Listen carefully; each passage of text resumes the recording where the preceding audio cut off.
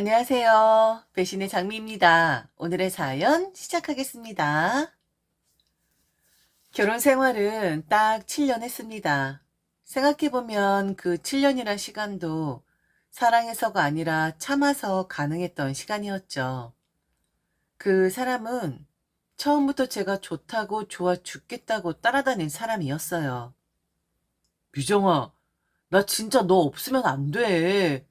제발 한 번만 만나주면 안 돼? 결혼은 너 아니면 안 할 거야. 진심이야. 처음엔 솔직히 좀 무서웠어요. 너무 들이대는 사람 보면 호감보다 부담이 앞서잖아요. 거절했죠. 그것도 여러 번. 나 아직 결혼 생각 없어. 그냥 편하게 지내고 싶어. 우린 좀 아닌 것 같아. 그럴 때마다 그는 포기하지 않았어요. 아니, 포기라는 단어 자체가 없는 사람이었죠. 출근길에 커피 들고 기다리고, 비 오는 날엔 우산 2개 들고 회사 앞에 서 있고, 주말이면 연락도 없이 집 앞에 찾아와 지나가다 생각나서 라며 웃던 사람. 그렇게 2년 가까이 저를 따라다녔습니다. 어떻게 보면 집요하고, 어떻게 보면 미련하고, 어떻게 보면 마음이 움직일 수밖에 없게 만드는 사람이었죠. 결혼만 해줘. 나 진짜 잘할게. 너 원하는 대로 다 해줄게. 그 말, 지금 돌이켜보면 진짜 잘 짜인 계약 문구 같은 거였습니다. 도장만 찍으면 파멸이 시작되는 그런 계약서. 결국 저는 그 사람의 간절함과 진심이라는 껍데기에 넘어가 버렸죠. 그리고 결혼을 했어요. 양가 상견례, 예식, 신혼여행. 그 모든 게 끝나고 신혼집에 둘이 마주 앉았을 때 그 사람의 눈빛이 이상하게 차가워졌다는 걸 저는 처음으로 느꼈습니다. 이상하다 싶었죠. 결혼 전엔 그렇게 저를 보며 꿀이 떨어지던 사람이었는데, 하지만 진짜 충격은 결혼 3개월 차에 터졌어요. 그날 제가 조심스럽게 말했어요. 요즘 왜 이렇게 무뚝뚝해졌어? 결혼하고 나니까 사람이 너무 달라졌네? 그랬더니 그 사람이 아주 태연하게 그리고 무섭도록 담담하게 말했어요. 그거 복수야. 뭐? 복수? 너, 나 몇 년을 밀어냈잖아. 그거 진짜 죽을 만큼 서운했어. 내가 어떤 마음으로 견뎠는 줄 알아? 지금은 결혼했으니까 이제 네가 좀 견뎌봐. 그 말이 떨어지는 순간 숨이 턱 막혔어요. 뭐? 복수라고? 당신 지금 진심이야? 그래. 결혼 전엔 네가 갑이었잖아. 난 매달리고 넌 뭘 해도 받아주지 않고. 근데 지금은 달라졌잖아. 이젠 내가 널 가졌고 넌 내 와이프야. 나한테 속해 있는 사람이라고. 이제는 네가 알아서 기어야 해. 내가 갑이라고. 남편은 저를 사랑했던 것이 아니었습니다. 그저 갖고 싶었던 거고 손에 넣은 뒤에는 무너뜨리고 싶었던 존재였던 거예요. 이후의 결혼 생활이요? 말 안 해도 아시겠죠. 저는 그 사람의 가족 전체의 식모가 되었고 며느리라는 이유로 아내라는 이유로 당연하다는 듯 이용당하기 시작했습니다. 너무 길게 말씀을 드리면 듣는 분들 복장 터질 테니 굵직굵직한 것들만 얼른 후다닥 해볼게요. 저 불안은 바로 다들 아시듯 시어머니와의 사이에서 일어나게 되었답니다. 물론 남편은 제 편을 들어주지 않았고 방관을 하고 방치를 했었더랬죠. 바로 신혼집과 관련된 불화였는데 신혼집은 처음부터 시댁과 꽤 먼 곳에 구했어요. 저희가 일부러 그랬다기보단 남편이 원했거든요. 우리 둘만의 공간, 진짜 딱 우리만을 위한 집을 만들자.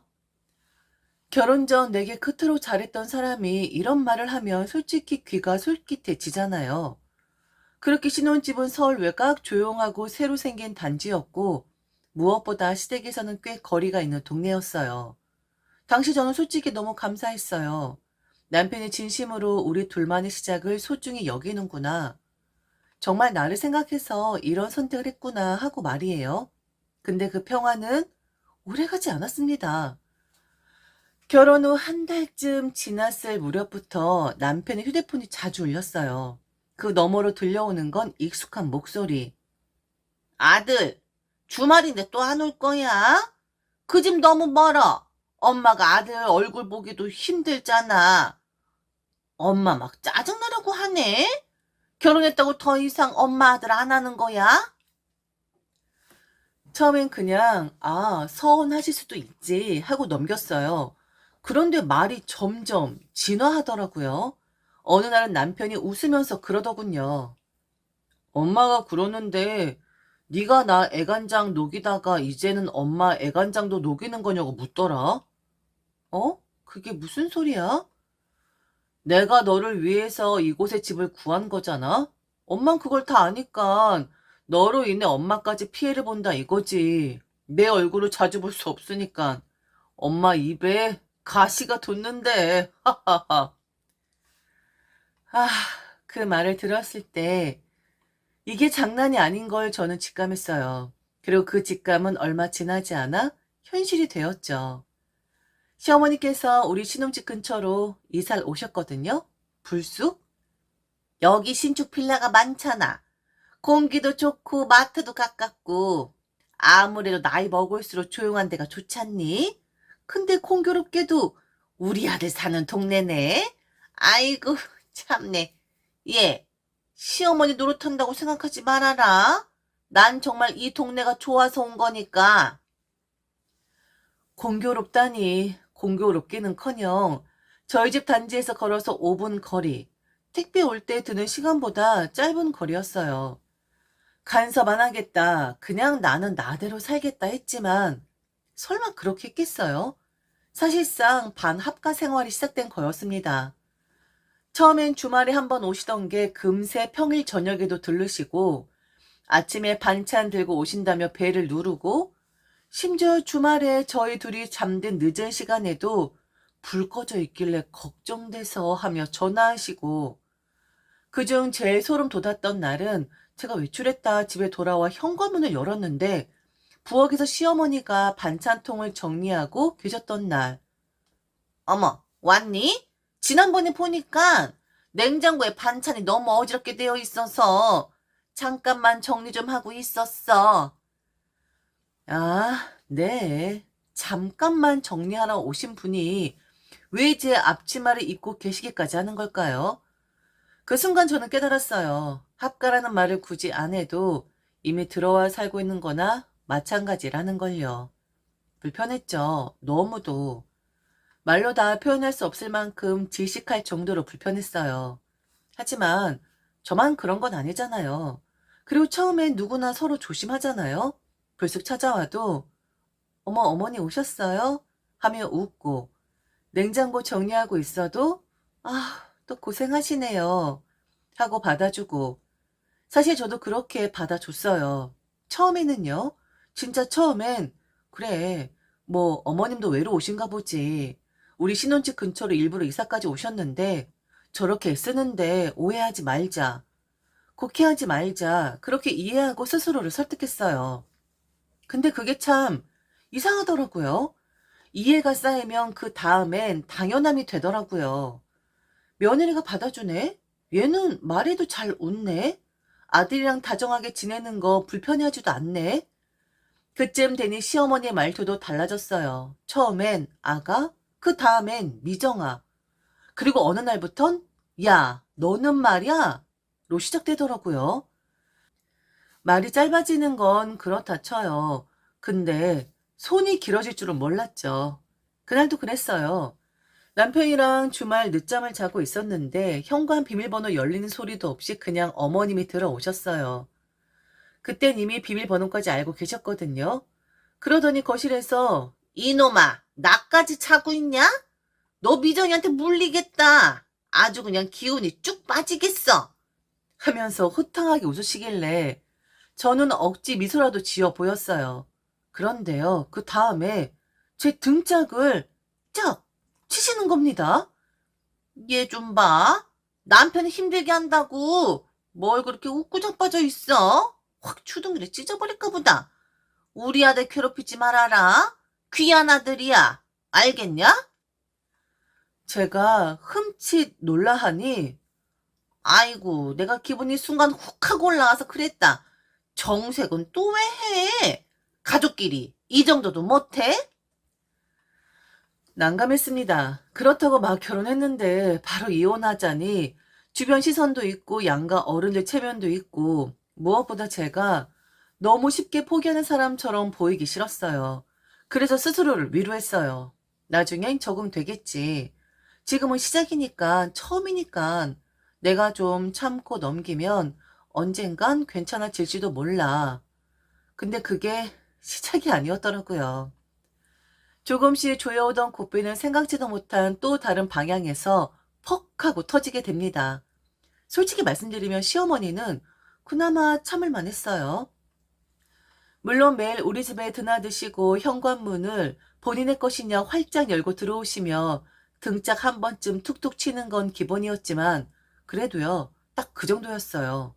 문제는 그게 아니었어요. 진짜 문제는 시누이, 그 인간이었어요.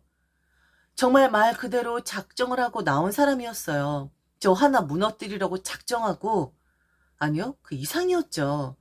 숨 쉬는 것마저도 시비를 걸 정도로. 어느 날은 이런 말을 하더군요.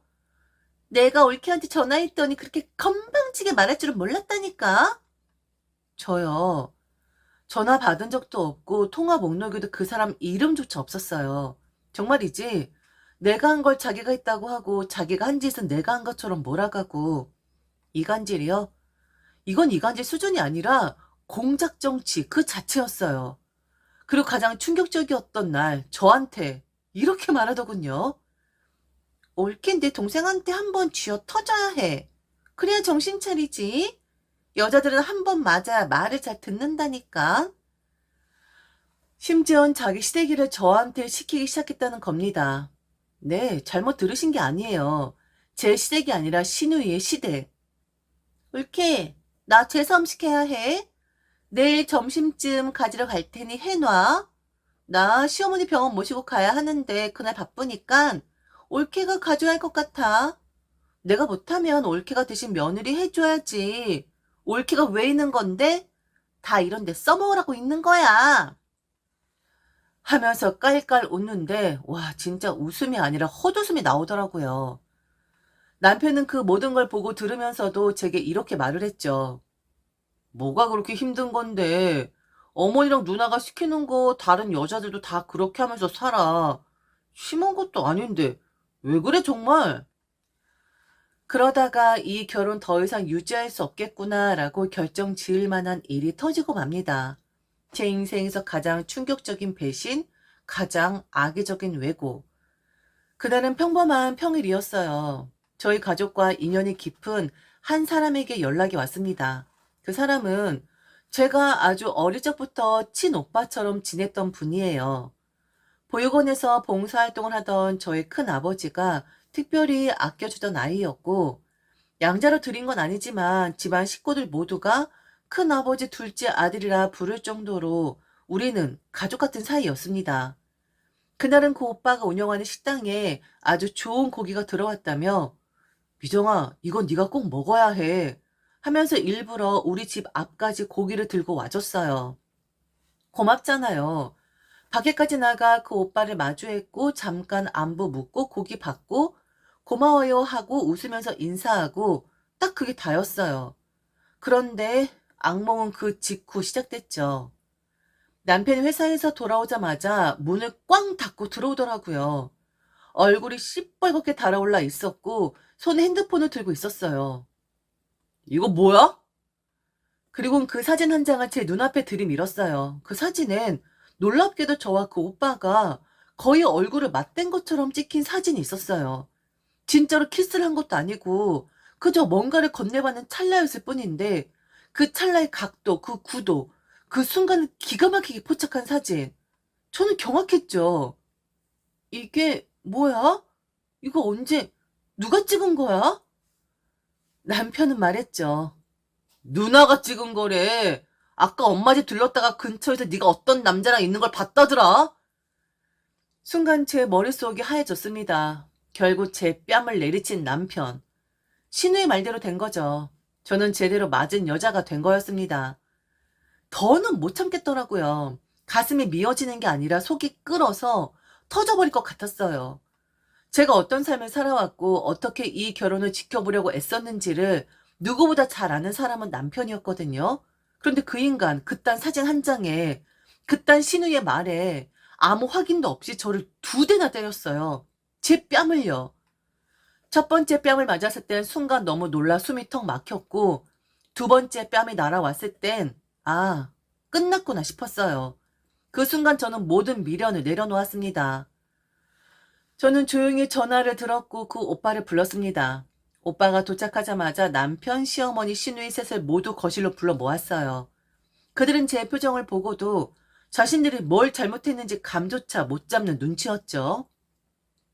이혼할 거예요. 제가 그렇게 말하자 모두들 눈이 동그래졌어요. 이혼? 무슨 소리야 너 지금? 그때 저는 조용히 눈앞에 오빠를 가리켰습니다. 이 사람이랑 나 무슨 사이인지 당신도 잘 알지? 어렸을 때부터 우리 집에서 가족처럼 지내던 사람이고 결혼 전부터 너도 다 알던 사이야. 근데도 너, 네 누나라는 인간 말만 믿고 내 뺨 때린 거야? 그렇지? 순간 남편의 얼굴이 굳었어요. 하지만 저는 말을 멈추지 않았습니다. 분명히 말할게. 만약 내가 이 사람한테 조금이라도 마음이 있었다면 지금 벼락 맞아 죽어도 괜찮아. 결혼 전에도 결혼 후에도 난 너 하나밖에 몰랐어. 그리고는 신우이를 정면으로 바라봤습니다. 좋니? 네가 바란 게 이거잖아. 내가 너한테 속고 얻어맞고 무너지는 모습. 당신 아들 접할까봐 당신들 부른 거야. 내가 너무 억울해서 당신 아들한테 손댈까봐 니들 부른 거라고. 소송 걸어서 질질 끌면서 괴롭히고 싶은데 인간 아닌 것들하고는 그렇게 안 하려고. 이혼하자 바로. 처맞기까지 했는데 내가 너랑 살면 사람이 아니지. 안 그러니? 그렇게 저는 이혼을 했습니다. 네가 잘 살 수 있겠냐고 악담을 하더라고요. 이혼하고 나서의 제 삶은 말 그대로 재정비의 시간이었어요. 가슴에 남은 생채기는 쉽게 아물지 않았고 사람을 만나는 게 두렵기까지 했죠. 그러다가 정확히 5년 뒤에 믿을 수 없는 일이 생기게 됩니다. 전 그날도 역시나 앞치마를 입고 있었어요. 한 식당에서 서빙을 하고 있었거든요. 평소처럼 앞치마를 두르고 한쪽 팔에는 반찬 쟁반을 들고 테이블로 향했어요. 근데 이상하게 등 뒤가 싸하더라고요. 딱히 누구 얼굴을 본 것도 아닌데 심장이 쿵 하고 뛰었죠. 그런 감정, 여자 직감이라 해야 하나? 테이블에 반찬을 내려놓고 고개를 드는 순간 숨이 멎는 줄 알았어요. 전 신우이. 변한 게 하나도 없었어요. 오히려 더 뻔뻔해지고 더 교활해 보였달까요? 저를 보자마자 눈이 휘둥그레지더니 입꼬리 씩 올리며 그 익숙한 비웃음을 날렸죠. 어머, 이게 누구야? 잘난 척은 혼자 다 하던 우리 올케 아냐? 그녀는 비아냥으로 가득 찬 눈빛으로 테이블을 두드리며 말했어요. 아이고, 그렇게 잘났다고 이혼하고 나가더니 결국 서빙이야? 겨우 이거야? 큰 소리 뻥뻥 치더니 별거 없네. 그 옆엔 그녀의 친구들이 둘러앉아 있었고 그녀는 일부러 제게 들으라는 듯 더 큰 소리로 친구들에게 떠들기 시작했어요. 얘들아, 너네 저 이제 기억나? 내 동생은 살 때는 잘난 척 쩔었거든? 근데 지금 봐. 앞치마 두르고 쩔쩔매는 거 보니까 꼴값도 정도껏 이어야지. 아, 세상에. 세상에 이렇게 세상이 좁아. 진짜 사람은 겉모습만 보면 안 되는 거야? 아우, 불쌍해라. 옳게. 어떻게? 내가 팁 좀 줘? 이따 나갈 때 팁 챙겨줄 테니까 싹싹하게 서빙해봐. 그녀는 친구들과 함께 소리를 지르며 웃기 시작했죠. 그리고 그때였습니다. 한 남자가 조용히 그녀들 테이블 앞에 섰어요. 그가 가볍게 인사하듯 고개를 숙이더니 느긋하게 말했습니다. 팁은 제가 드려야 할 것 같은데요. 뭐라고요? 어? 너 그때? 그 남자는 부드럽게 웃으며 말을 이었습니다. 기억하시죠? 그날 사진 한 장으로 한 여자의 인생을 망가뜨렸던 거. 근데 덕분에 제가 그 여자와 가까워졌어요. 그래서 지금은 그분과 같이 이 가게를 운영하고 있습니다. 신우의 입꼬리가 실룩였고 옆에 있던 친구 하나가 작게 속삭였습니다. 어머, 저 사람 여기 사장님이야? 여기 대박각인데? 야, 뭐야? 네 저녁에 재혼한 거야? 뭐야? 남자는 고개를 끄덕이며 천천히 말을 이었죠. 진심으로 제가 팁 드리고 싶습니다. 당신 5년 전 해준 큰일에 대한 감사의 표시로. 근데 말이죠. 고기는 못 팔겠네요. 우리 가게 대표님을 모욕하셨거든요. 신우의 눈이 동그래졌습니다. 그리고 벌떡 일어나 소리쳤어요. 뭐? 지금 뭐라 그랬어? 대표? 그리고 뭐?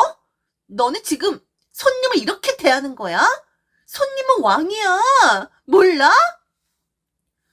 주변 손님들의 시선이 하나둘 모였습니다. 남자는 짧게 웃더니 아주 담담하게 그러나 단호하게 말했죠. 왕이요? 왕이면 왕답게 행동하셔야죠. 지금 하신 건 모욕이에요. 손님이 아니라 피해를 끼치고 있는 거라고요. 그리고 우리 대표님 모욕했잖아요. 당신 같은 사람한테 어떻게 고기를 팔 수가 있겠어? 김 실장, 네, 셔터 내려요. 오늘 장사 그만. 오빠였습니다. 그 남자. 내 앞에 서서 신우에게 단호하게 말을 건넸던 그 남자 말이에요. 네, 저 재혼했거든요. 그날 그 시끄럽고 기막힌 재회가 벌어진 그 자리에서 제 옆을 지켜주던 사람은 바로 제 남편이었어요. 이혼 후 정신적 충격이 컸고 정말 오랫동안 사람을 믿지 못한 채 지냈어요. 그런 저에게 다시 손을 내밀어준 사람. 그가 바로 예전부터 알고 지낸 그 오빠였던 거죠. 우리가 함께 운영하는 고깃집, 그 식당은 우리 부부의 사무점이에요. 그날 신우이는 참지 못했습니다. 고성방가 욕설, 테이블 난동까지 결국 경찰이 오고 나서야 억지로 끌려나가도 조용해졌죠. 그리고 또 전 남편까지 호출됐어요. 그 자리에 전 남편, 신우이, 시어머니의 전화통화까지. 참 기묘한 조우였죠. 가게 입구에서 모여 득달같이 몰려드는 그 장면 누가 봐도 코미디였어요. 남편은 신우이를 업무방해 및 명예훼손으로 고소했습니다. 신우이가 한 말들, 제게 퍼부었던 조롱과 모욕을 하나하나 빠짐없이 진술서에 담았고요. 결국 신우이는 저희 가게 뒤편 사무실에서 무릎을 꿇고 사과했습니다. 눈물 콧물 범벅이 되어 잘못했다 미안하다는 그 말을 반복하더군요. 그리고 저는 합의해줬습니다. 다시 엮이고 싶지 않았거든요. 다시는 얼굴도 보고 싶지 않았으니까요. 그런데 말이죠. 그날 신우이와 함께 있던 그 친구들, 그들이 더 재밌는 얘기를 하더군요. 야, 너 도대체 뭘 한 거야? 네 올케 결혼했다잖아. 이제 올케라고 부르면 안 되겠네? 얼마나 맛있는 곳인데. 그리고 여기 진짜 재벌 수준이야. 네 올케 완전 대박 난 거라고. 그렇게 들려오는 얘기에 솔직히 기가 좀 살았던 건 부정 못하겠어요. 그날 밤 가게 셔터를 내린 후 남편과 둘이 남은 고기를 구워 먹으며 이런 말을 했어요. 원수를 외나무 다리에서 만난다더니 난 고깃집에서 만났네. 남편은 웃으며 말했죠. 근데 그 원수 이젠 다시 못 올걸? 안 그래?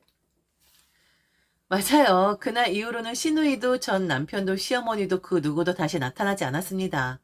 다시는 볼 일이 없겠죠. 아니면 또 뭔가 꿍꿍이가 있어서 찾아올까요?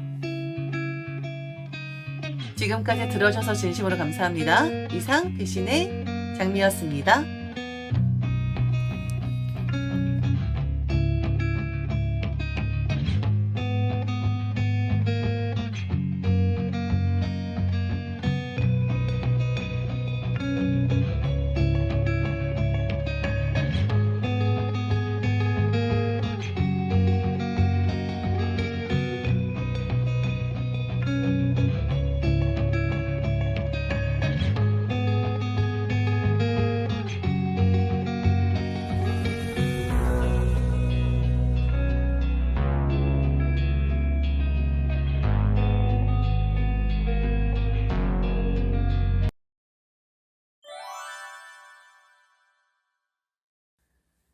안녕하세요. 배신의 장미입니다. 오늘의 사연 시작하겠습니다. 저는 원래부터 여행을 참 좋아했습니다. 남들처럼 해외로 나가는 것도 물론 즐겁지만 저는 그보다 국내 여행을 더 좋아했어요. 한 번쯤 들어본 이름 있는 명소부터 지도 한 구석에 점처럼 찍혀 있는 작은 시골 마을까지 알고 싶은 곳, 가고 싶은 곳이 너무 많았습니다. 비싼 호텔에 머무는 여행도 좋았습니다. 하지만 그렇지 않은 자연을 더 가깝게 느낄 수 있는 여행도 똑같이 좋았죠. 숲이 울창한 계곡 옆에서 텐트를 치고 캠핑을 즐기기도 했고, 해질녘 바닷가 작은 민박집에서 파도 소리를 들으며 잠드는 것도 좋아했죠. 그리고 남편과의 인연도 결국 여행 덕분에 시작됐답니다. 남편과 저는 여행 카페에서 처음 만났습니다. 저는 결혼 전부터 여행 블로그를 운영하고 있었어요. 처음엔 작은 기록장이었죠. 좋았던 여행지 몇 곳, 찍었던 사진 몇 장, 그리고 다음엔 이런 걸 챙겨야지 하고 메모해두는 수준이었는데 점점 블로그는 사람들이 모이는 공간이 됐습니다. 블로그는 그야말로 여행 팁을 나누는 그런 곳이었습니다. 이 계절엔 어디가 좋아요? 이 길은 차 막히니 새벽에 출발해야 해요. 이 맛집은 알려진 것보다 별로였어요. 좋았던 경험도 주의해야 할 점도 모두 적었죠. 그리고 그 글 아래 매일같이 댓글을 다는 한 사람이 있었습니다. 바로 남편. 처음엔 그저 열성 구독자쯤으로 생각했습니다. 하루도 빠짐없이 들어와 글을 읽고 꼭 댓글을 남기고 정보를 묻거나 감사 인사를 하는 사람이었거든요. 그런데 댓글이 쌓이고 대화가 이어지면서 조금씩 이름이 익숙해졌습니다. 그리고 결국 온라인이 아니라 오프라인에서 직접 만날 기회가 찾아왔죠. 당시 저는 여행책을 준비하고 있었어요. 그동안 쌓아온 정보와 경험을 책으로 묻고 싶었고, 좀 더 깊은 이야기를 다른 사람들과 나누고 싶었습니다. 그래서 용기를 내서 블로그에 공지를 올렸죠. 함께 여행 경험을 나눌 수 있는 모임을 준비해요. 그날 남편이 왔습니다. 수십 개의 댓글, 수백 줄의 온라인 대화가 현실의 한 사람으로 다가오는 순간이었죠. 처음 만났을 때 저와 남편은 정말 놀라울 만큼 잘 맞았습니다. 첫 대화에서부터 마치 오래 알고 지낸 사람처럼 자연스럽게 이어졌고 서로의 말에 자꾸 고개가 끄덕여졌죠. 아, 이런 게 있구나. 처음 만났는데 이렇게 편할 수도 있구나. 그때 느낀 감정은 단순한 호감이 아니라 어쩌면 운명 같은 강렬한 끌림이었습니다. 원래는 모임 원칙상 개인적인 연락처를 주고받지 말자고 했었습니다. 하지만 남편과는 예외였죠. 제가 남편을 많이 마음에 들어있던 만큼 남편도 마찬가지였어요. 첫눈에 서로에게 빠져버렸다고 해야 할까요?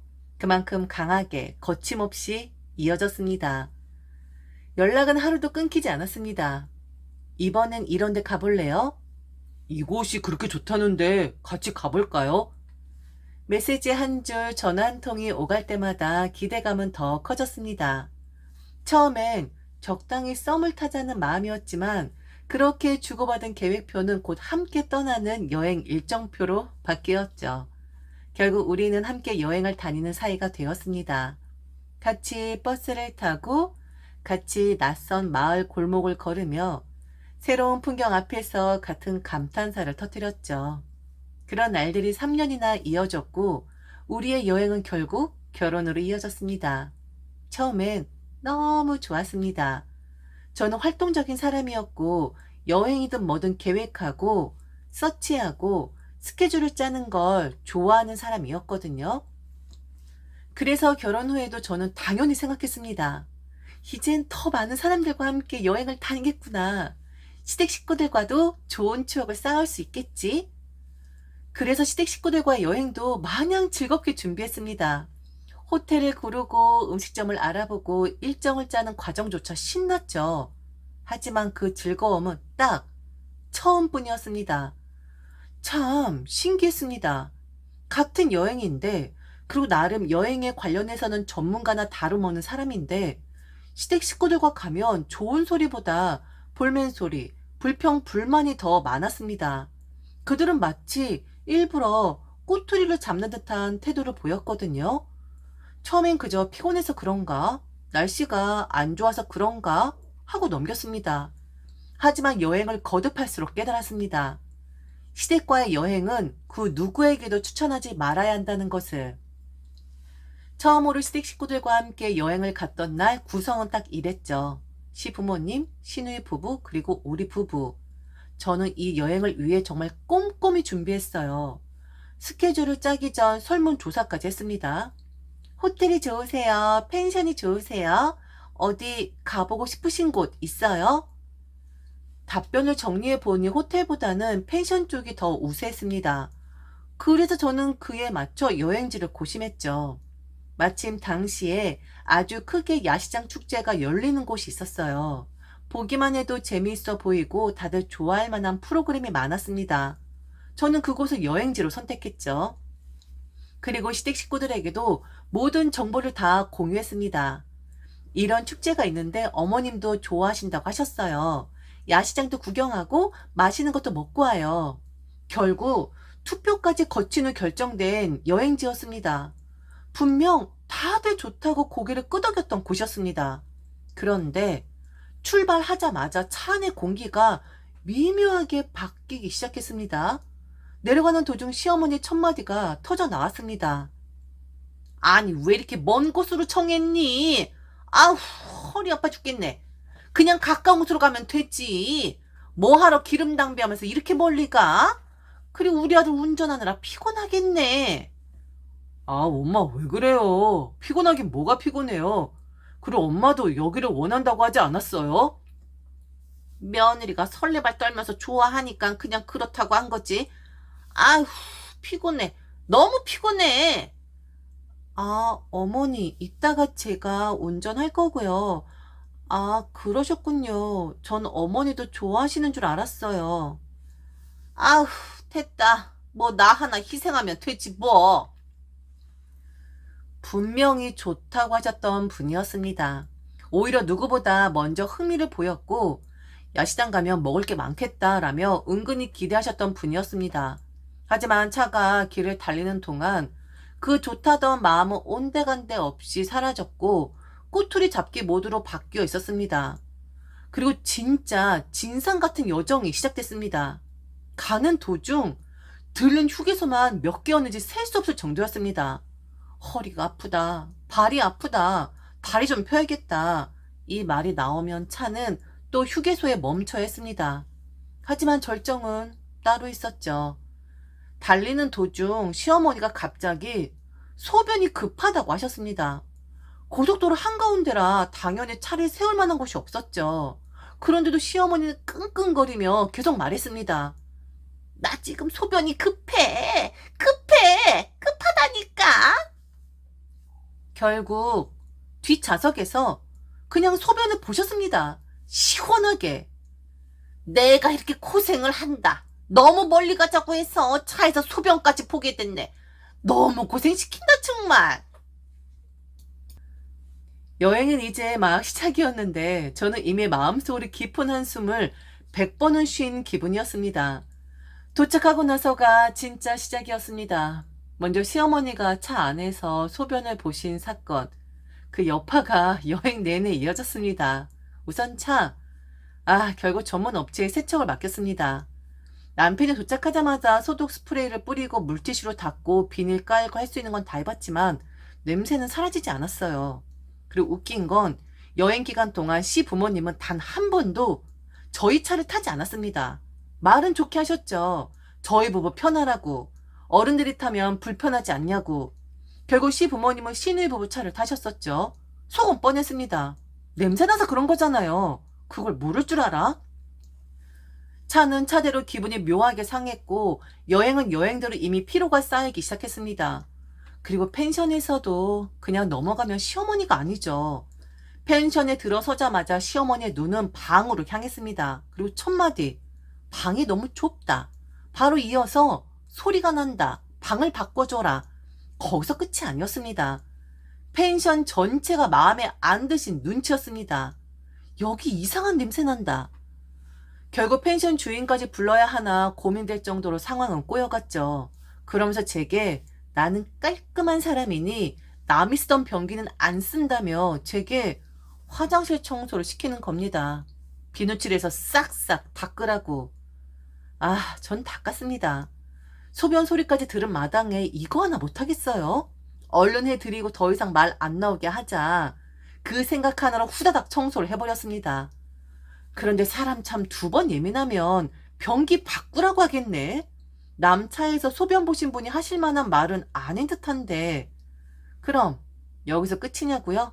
아니죠. 그 이유는 진짜 진상 투어의 정점이었습니다. 가는 곳마다, 먹는 곳마다 이건 마음에 안 들어. 여긴 너무 비싸다.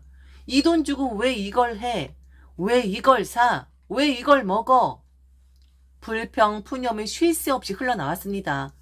기가 쏙 빠진다는 말이 이런 걸 두고 하는 말이겠죠? 결국 예정보다 일찍 올라오자는 결론이 났습니다. 돌아오는 길도 별반 다르지 않았습니다. 휴게소, 또 휴게소, 그리고 또 휴게소. 쉬지 않고 차를 세워야 했죠.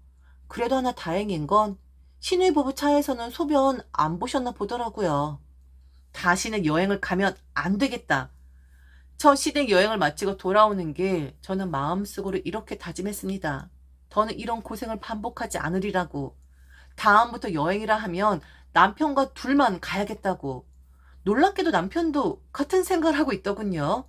새 차를 맡기며 생돈을 날린 남편이 저에게 먼저 말했습니다.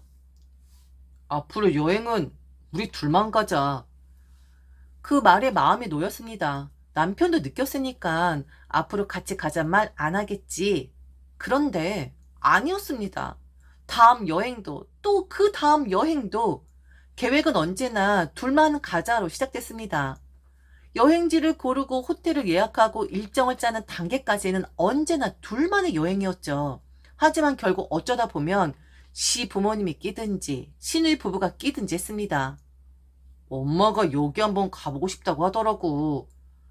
누나 부부가 그 주에 시간이 된다는데 같이 가자네. 그런 식으로 우리만의 여행은 결국 시댁 단체 여행이 되어버렸습니다. 그리고 역시나 갈 때마다 분란은 꼭 일어났습니다. 사소한 불평에서 시작해 결국엔 분위기를 뒤집어 놓는 사건이 터지지 않은 적이 없었습니다. 심지어 어느 여행에선 시어머니가 아프기까지 하셨습니다. 머리가 아프다. 속이 안 좋다. 그로 인해 모든 일정은 전부 꼬여버렸죠. 병원을 찾아가야 했고 약을 사러 뛰어다녀야 했죠. 그리고 정말 웃긴 일도 있었습니다. 우리가 가기 전까진 장사가 잘 되던 가게가 우리가 찾아가면 갑자기 없어지는 경우도 있었어요. 이런 불상사들이 생기니까 시어머니가 그러더라고요. 우리하고 여행 오면 재수가 없는 것 같다고. 재미도 없고 재수도 없다고. 저는 속으로 생각했죠. 아니 그럼 안 따라오면 되는 거잖아요. 하지만 꼭 따라오십니다. 그리고 좋은 호텔이나 펜션에 묵으면 반드시 이런 말도 하셨죠. 우리 아들 돈 많이 깨지겠다. 우리 아들 돈 많이 쓰니까 재밌게 놀고 싶은데 며느리 여행 스타일은 나랑 맞지가 않아. 항상 내가 고생만 하는 것 같아. 우리 아들이랑 결혼 전에 여행 다녔을 땐 안 그랬었는데. 그치 아들? 그렇다고 정말 재미없게만 계시느냐? 아니요. 남편과 시아버지 양쪽에 딱 끼고 아주 의기양양하게 다니십니다. 저는 수발러 그 이상도 이하도 아니었죠. 워낙에 여행을 좋아하니까 참아줬어요. 그리고 맞추는 과정이라고 생각을 했습니다. 그런데 해도 너무하더라고요. 그냥 여행이 아니라 다른 곳에 가서 시집살이를 하는 기분이었습니다. 결국 저는 절대로 남편에게 선포를 했어요. 다신 안 간다고. 그리고 한동안 여행이라는 것을 중단했습니다. 제 인생에서 그렇게 오랫동안 여행을 안 간 건 처음이었던 것 같아요. 발바리처럼 막 뛰어다니고 싶어하는 인간인데 한 6개월에 그냥 회사 집만 했거든요. 그러다가 임신 준비를 위해서 저희 부부는 의논 끝에 제가 퇴사를 하기로 결심을 하게 됩니다. 그리고 남편은 퇴사 기념으로 여행을 가자고 제게 제안을 했고요. 여행? 정말? 아니야. 그냥 좋은 데서 식사나 하자. 당신 처음엔 그렇게 말해도 결국엔 다 딸고 가잖아. 아니야, 정말이야. 이번엔 우리끼리 다녀오자. 그리고 자기가 퇴사하는 게 임신 준비 때문인데 가서 좋은 시간 좀 보내고 오자고. 정말이야? 정말 딴 말 안 하는 거지? 아이, 그럼 자기가 알아서 가고 싶은 곳으로 해. 좋은 곳으로. 내가 기분 좋게 쏠 테니까. 와, 뭐야. 정말 내가 가고 싶은 곳으로 한다. 이번엔 무리 좀 해야겠는데? 그동안 너무 근질근질했었어. 그리고 내가 쏠 테니까 걱정 마. 퇴직금도 두둑하게 받았는데 내가 쏴야지. 안 그래, 자기야? 저는 1박에 100만 원이 훨씬 넘는 프라이빗한 온천을 예약했어요. 그 돈이면 해외를 가지 하겠지만 남편과 둘이서 오붓하게 시간을 보내고 싶었거든요. 그래서 좀 무리를 했습니다. 남편에게 일정을 보내고 그리고 공유를 했습니다. 그리고 1시간 뒤 제게 전화가 걸려왔는데 바로 시어머니였습니다. 어머 얘, 나도 그 온천 가고 싶었었어. 어머머머 네가 웬일이니? 나랑 이번에 통했나 보다. 처음으로 너랑 나랑 통했어. 네? 그게 무슨... 성현이한테 들었어. 니들 그 유명한 온천 간다고. 같이 가야지. 그럼 거기는 가야지. 아니, 어머니. 그런데 얘, 너 우리 아들 돈을 너무 막 쓰는 거 아니니? 너 이제 돈도 안 번다며. 아우, 좋기는 한데 너는 보면 항상 좀 과소비를 하더라. 그런데 과소비를 해도 좋은 과소비가 있는데 효율이 떨어지는 그런 나쁜 과소비를 하더라고. 아, 네, 그런가요? 그래, 그렇긴 하더라. 나는 뭐 원래 온천 좋아라니까 싼 데 가도 아무 상관없기는 해. 돈 좀 그만 써라 이거사. 우리 아들 뼈 빠지겠어. 넌 양심도 없니? 암튼 같이 가줄게. 준비해라. 남편에게 바로 따졌죠. 그런데 남편이 어이없는 소리를 하는 겁니다. 자기도 어쩔 수 없이 말을 했다고 하면서요. 아니, 엄마한테 전화가 왔는데 우리가 여행 간다는 그날 같이 여행 가자고 연락이 온 거야. 그래서 어쩔 수 없이 말한 거야. 자기야, 미안해. 그런데 이번에 좋은 곳으로 가니까, 그리고 엄마한테 말하니까 너무 좋아하더라고. 거기는 가고 싶었었다고 하더라고. 그러니까 별일 없을 거야. 정말 그럴 거야. 진심이야? 난 싫다고 했는데 또 이러기야? 자기야, 미안해. 아휴, 얼른 인원 추가해. 비용 더 나오겠네. 그래도 기분 좋게 다녀오자. 자기야, 얼른 예약 변경해. 알았지? 급히 전화를 끊는 것 같은 기분이 들었습니다. 아니, 그런 기분이 역력했죠. 저는 곰곰이 생각을 했어요.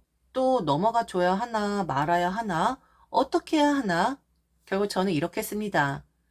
여행 당일 각자의 차를 가지고 만나기로 했습니다. 그리고 저희는 여행 장소에 도착을 했죠. 그곳 온천. 그런데 허름한 여관 온천. 아니 뭐냐? 여기서 뭐 먹는 거야? 왜 도착했다고 뜨지? 아니, 우리 거기 가는 거 아니야? 난 이쪽으로 오라고 하길래 뭐 먹고 가는 줄 알았는데. 그런데 미정아, 식당도 없잖아. 아니요, 제가 변경했어요. 어머니가 하도 이 사람 돈 쓴다고 뭐라고 하셔서. 뭐? 아니 얘, 지금 이 허름한 여관 온천에 나보고 들어가라고? 어머니, 온천 좋아하신다면서요. 온천물은 다 똑같아요. 제게 비효율적으로 과소비한다고 뭘 하셨으면서. 이게 바로 효율적인 과소비 아니겠어요? 아니, 자기야, 이게 뭐야. 여기 너무 낡았잖아. 녹물 나오는 거 아니야? 물은 다 같은 물인지 무슨 그런 얘기를 해? 그럼 어머니, 이번에 이 여행도 그렇고 그동안의 여행도 그렇고 어머니 아들 돈으로만 한 게 아니라 제 돈도 항상 반씩 들어갔었어요. 그런데 항상 어머니는 아들 돈만 들어간 줄 아시더라고요. 그래서 딱 이 여관 온천만 예약해 뒀습니다. 식사하시는 거나 어디 놀러 가시는 건 아드님 돈으로 아드님 지휘 아래 하시면 됩니다. 자기야, 그게 무슨 소리야? 아니 얘, 너 지금 삐친 거니? 치질하게? 삐치기는요. 저도 오랜만에 저희 부모님하고 좋은 시간 보내려고 하거든요. 저희 부모님은 지금 그 온천에 와 계세요. 그 비싼 온천. 뭐? 아니, 뭐라고? 사람들은 그렇게 좋은 곳으로 보내고 우린 이렇게 낡은 곳에 오게 하고? 너 지금 미쳤니? 미치기는요? 언제 마음에 한번 들어 하신 적 있으세요? 뭐 해드려도 불평, 불만. 저희와 여행 오면 재수없다고 하셨었는데, 생각해보니까 제가 문제였더라고요. 저만 빠지면 재수 있는 여행이 될 테니, 아버님과 아드님 끼고 만족할 만한 여행하시길 바랄게요. 저만 없으면 어머니 불평 안 하실 거잖아요. 자기야, 왜 그래? 왜 그래? 뭐가 왜 그래? 너야말로 왜 그래? 내가 그동안 어떻게 했는지 다 알면서 또 이렇게 해? 언제 한번 좋은 소리 들은 적 있었어? 난 엄마 아빠한테 갈 거야. 우리 엄마 아빠는 다 만족하거든? 한 번도 불평불만 한 적 없다고. 너 이 새끼야. 와서 화장실 청소해볼래? 우리 엄마도 그랬거든? 너도 화장실 청소하고 우리 엄마도 너한테 소변 보는 소리 들려주고 싶다고. 어디 한번 들어볼래? 잡지 마. 난 갈 거니까. 아버님, 죄송합니다. 저 이만 가볼게요. 결국 저는 친정 부모님이 계시는 온천으로 갔습니다. 그리고 저녁 무렵 남편이 온천으로 찾아왔습니다. 현관 앞에 서 있는 남편은 얼굴이 바람에 씻긴 듯 후줄근하고 초라해 보였습니다. 그는 문을 열자마자 미안하다는 말을 반복했죠. 시아버지에게 엄청 혼났다고 하더라고요. 그동안 며느리가 얼마나 마음고생이 많았으면 그렇게 쌩글쌩글 웃던 애가 이런 행동을 하겠냐? 괜나 이상한 것에 꽂혀서 아들 거리다 보면 결국 아들 이혼시키는 거야. 당신도 좀 그만해. 역시 시어머니도 혼이 나셨다고 하더라고요. 죄송합니다. 정말 죄송합니다. 미정의 입장은 생각 못하고 제 입장만 생각했어요. 정말 죄송합니다. 저기 장모님, 제가 지금 화장실 청소하겠습니다. 그 말을 듣고 있던 엄마는 팔짱을 끼고 남편을 똑바로 바라보며 말했습니다. 김서방, 안타깝게도 여기는 화장실이 깨끗하더라고. 그리고 난 그렇게 예민하지가 않거든. 그럼 자네는 이 넓은 거실 바닥 한번 닦아보겠나? 결국 남편은 그날 거실 바닥을 닦았습니다. 물 걸레질을 하며 땀을 뻘뻘 흘리는 그의 모습은 마치 속죄의식 같기도 하고 조금은 우스꽝스럽기도 했습니다. 그리고 늦은 밤 남편은 다시 시부모님이 계시는 곳으로 넘어갔습니다. 각자 여행을 한 뒤 저는 부모님의 차를 타고 집으로 돌아왔죠. 그런데 남편이 먼저 도착해 있더군요. 커다란 글씨로 앞으로는 절대로 아내의 말만 듣는 남편이 되겠다. 맹세한다. 저는 그 종이를 보고 한참 동안 웃음이 나면서도 가슴이 조금 뭉클했습니다. 솔직히 말하면 그때 하마터면 정말 이혼할 뻔했습니다. 하지만 그 고비를 넘겼죠. 그리고 지금 우리 아이는 3살입니다.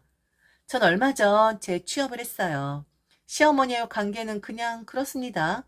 딱히 좋지도 딱히 나쁘지도 않은 그냥 거리를 지켜야 하는 사이.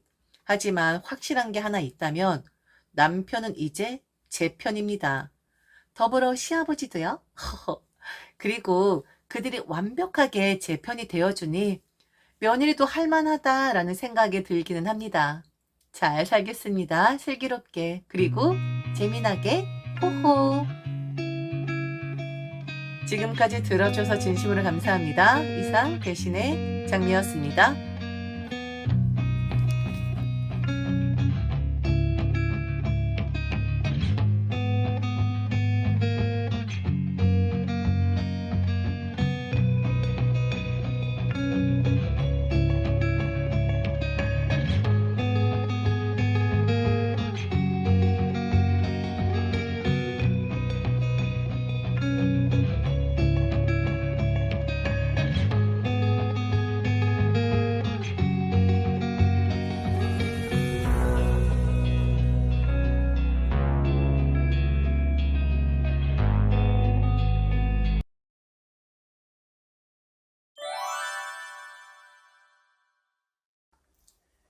안녕하세요. 배신의 장미입니다. 오늘의 사연 시작하겠습니다. 남의 딸에겐 박하게 하고 자기 딸에게만 후하게 굴었던 시어머니에 대해 이야기를 해볼까 합니다. 저는 결혼하면서 저희 친정집에서 40평대의 집을 받았습니다. 단 조건이 있긴 했었어요. 바로 여동생 대학 졸업 때까지 데리고 있어야 한다는 조건이었는데요. 남편은 분명 불편하긴 했었겠지만 말 그대로 40평대 아파트가 생기는데 그따위 불편함이 대수였겠습니까? 처제랑 사는 거 정상적이진 않았지만 남편은 그 조건 받아들였고 결혼 후 저희는 40평대 아파트에서 결혼 생활을 시작합니다. 여동생은 막바지 학기에 취업이 되는 바람에 생각했던 것보다 좀 더 일찍 저희 집에서 나가긴 했는데 3년 동안 진짜 하루도 빠지지 않고 시어머니에게 잔소리를 들었어야만 했습니다. 우리 아들 같은 애 없다. 아무리 큰 아파트라고 해도 어느 누가 처제를 데리고 살겠니? 그 불편함 얼마나 크겠어. 더군다나 우리 아들만 불편하겠니? 우리도 너무 불편하다. 아들 집 갈 때마다 사돈처녀가 있는지 없는지 항상 확인해야 하고 김치 하나를 가져다 주려고 해도 눈치를 봐야 하고 큰 걸 받긴 했는데 감수해야 할 것들이 너무 많아. 너무 불편하다고. 어머니, 그럼 이 집에서 저희 나갈까요? 조건을 받아들인 사람은 바로 그 사람이에요.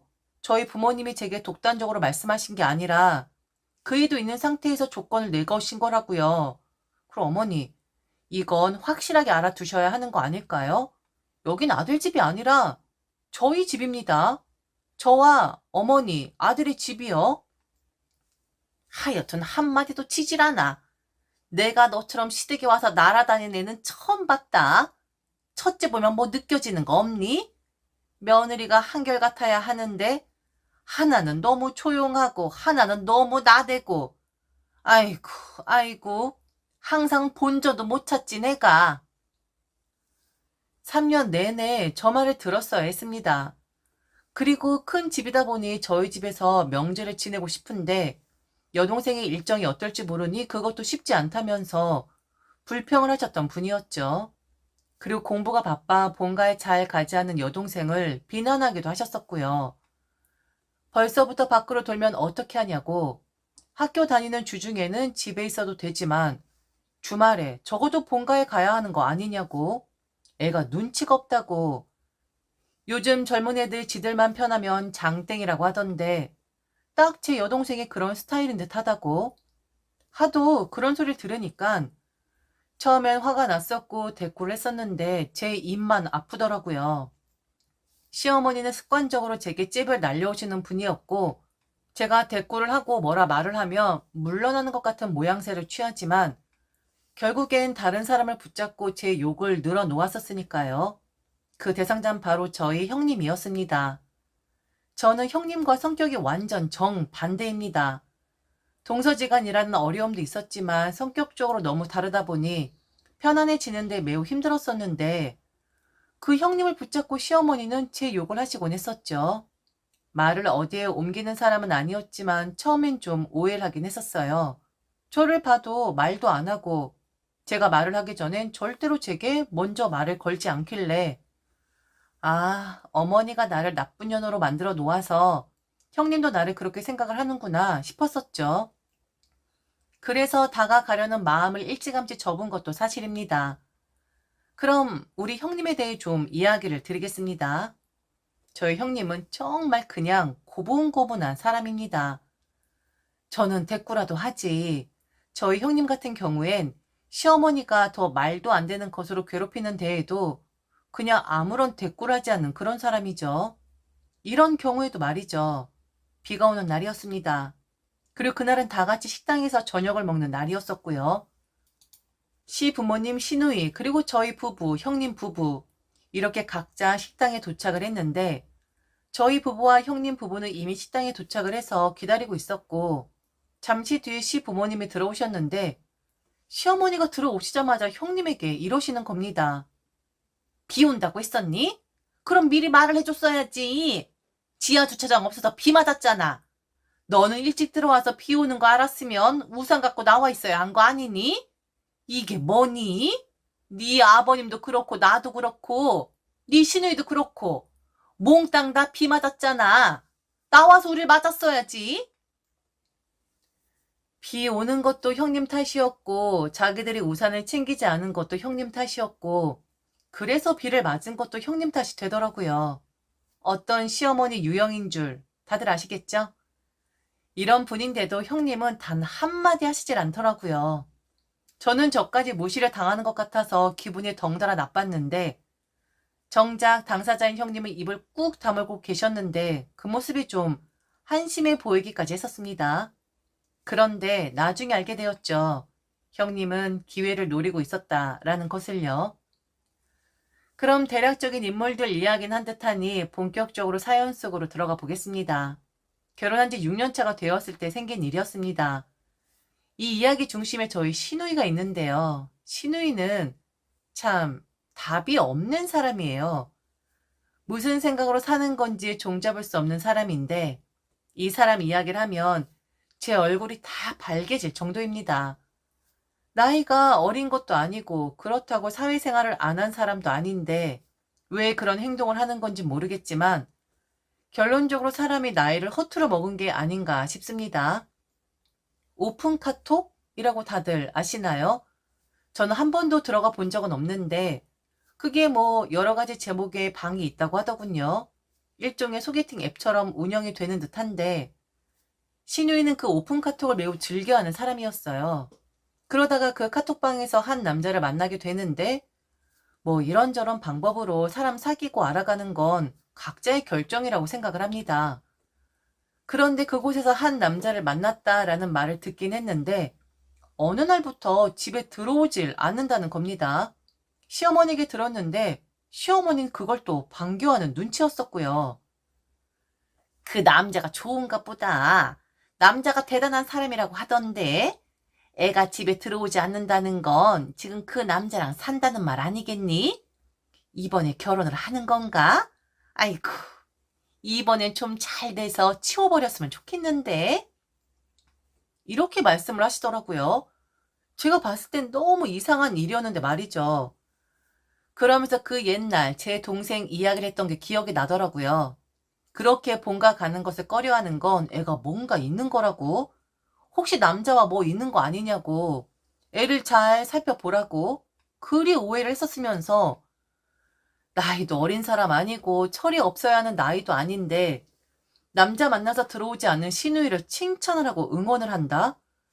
참 이게 자신의 딸을 사랑하는 시어머니 마음인지 모르겠지만 참 모순처럼 느껴지더라고요. 시누이는 가끔 주말에만 시부모님 집에 온다고 했습니다. 그리고 6개월 동안, 자그마치 6개월 동안 그 남자와 동거를 했고요.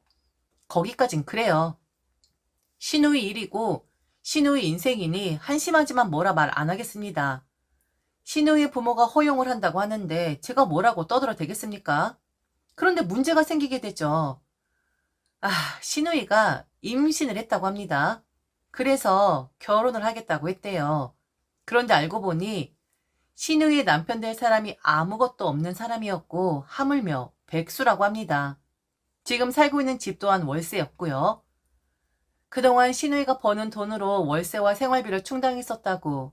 아, 한숨 나오는 일이었죠. 게다가 그런 이상한 남자 만나서 동거를 하더니 임신까지? 결혼까지 한다고? 시 부모님도 모든 사실 알고 대단하게 실망을 하셨지만 자기 딸한테는 엄청 유하고 후한 분들이라 그런지 또 시누이를 감싸고 돌더라고요. 뭐 애국자라고 말입니다. 저는 아이가 없습니다. 저희 집에 아이라고는 형님이 낳은 아이 달랑 하나인데 며느리가 둘이면 뭐하냐고, 결혼 생활만 오래 하면 뭐하냐고, 하나 낳고 다른 하나는 낳을 생각도 안 하는데 우리 딸이 이런 큰 일을 이뤄냈다고 그렇게 칭찬을 하시더라고요. 창피했죠. 그런 말을 하는 시부모님 보면서 시누이와 그 남자를 보게 되었는데 말도 하고 싶지 않아요.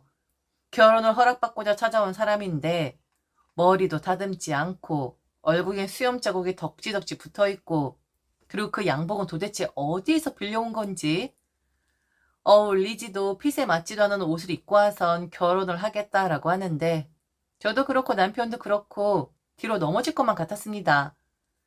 그런데 이미 오래전부터 시누이의 행태를 알아온 남편은 포기 상태인 듯 했어요.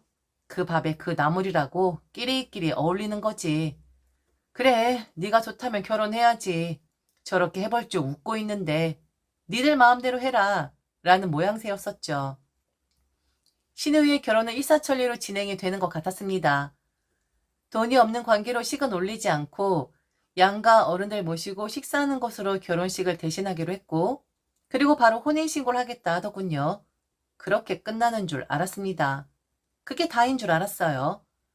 그런데 얼토당토한 한마디로 코 베어가는 그런 소리를 듣게 되죠. 남편 말고 저만 시부모님 댁에 부르시길래 감이 좀 좋진 않았지만 그런 말을 듣게 될 줄은 정말 몰랐었습니다. 그런데 듣고만 말았죠.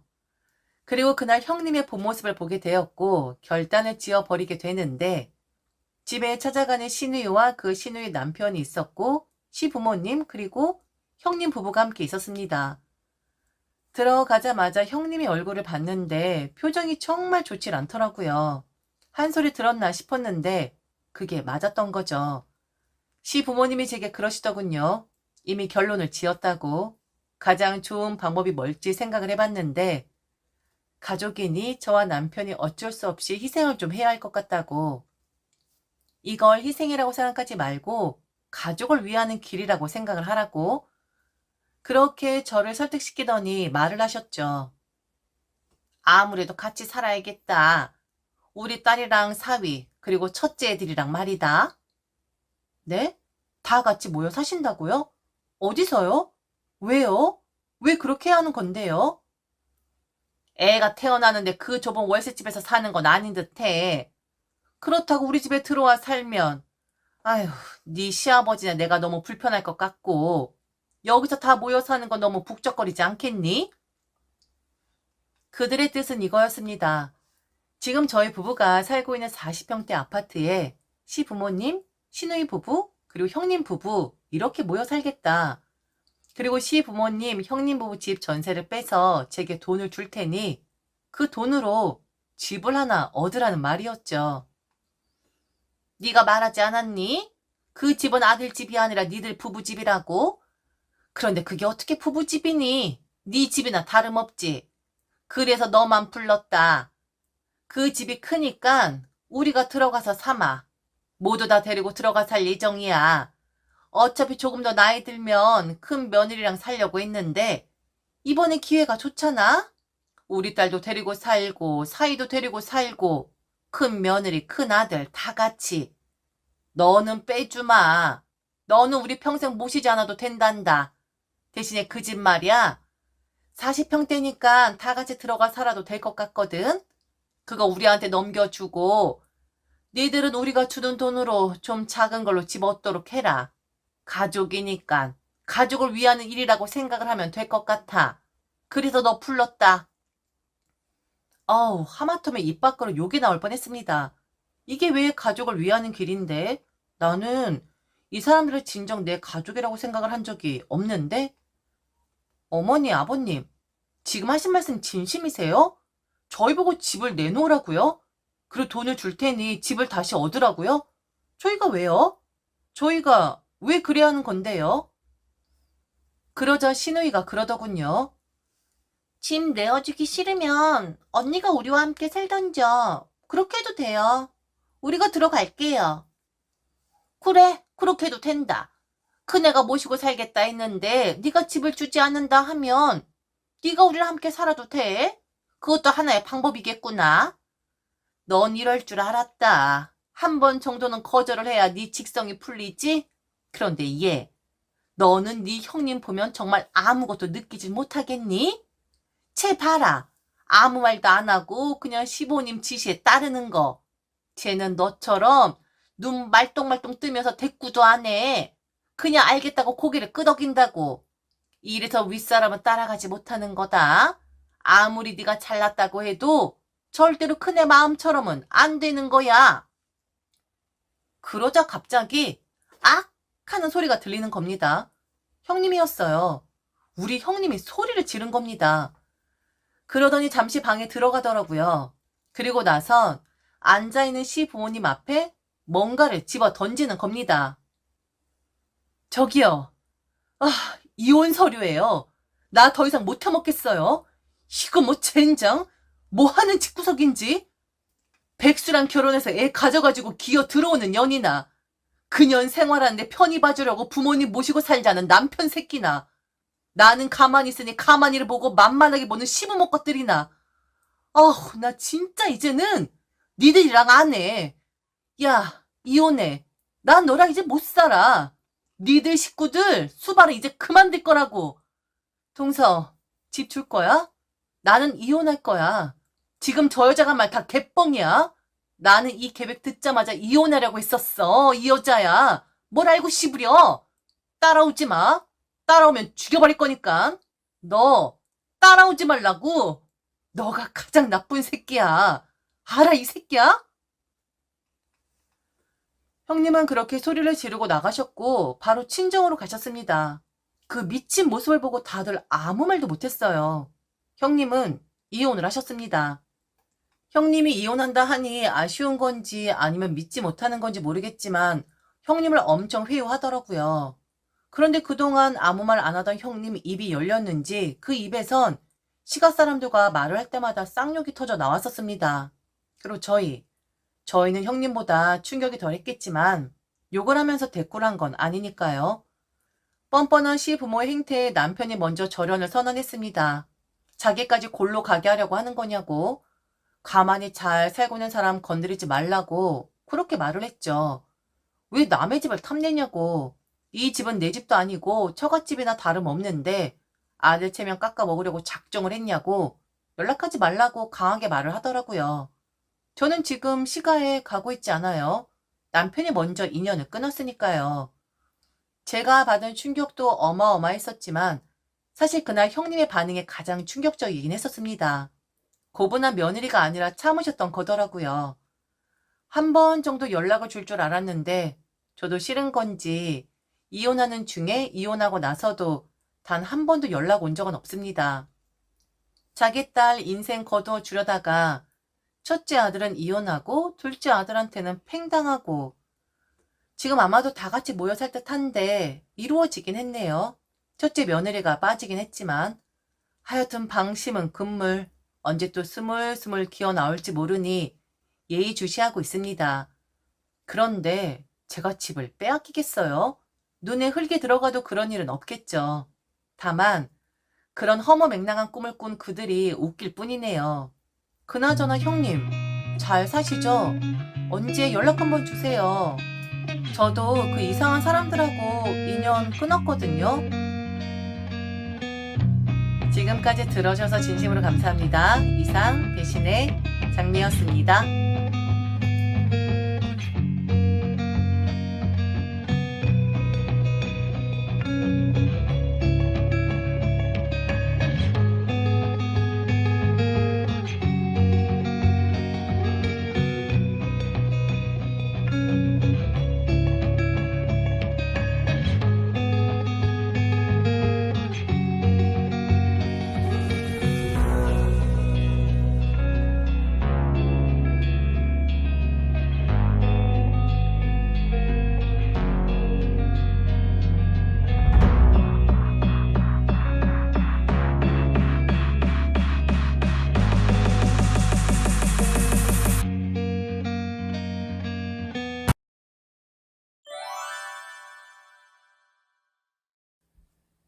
안녕하세요. 배신의 장미입니다. 오늘의 사연 시작하겠습니다. 저는 광화문 쪽에 있는 작은 광고에서 일하고 있었습니다. 크게 알려진 곳은 아니지만 업계 사람들은 다 아는 그 특유의 감성과 감각으로 버티는 그런 회사였죠. 회의가 많고 클라이언트는 까다롭고 마감은 늘 촉박했지만 그 속에서 어쩌면 저는 제 역할을 꽤 잘 해내고 있었던 것 같아요.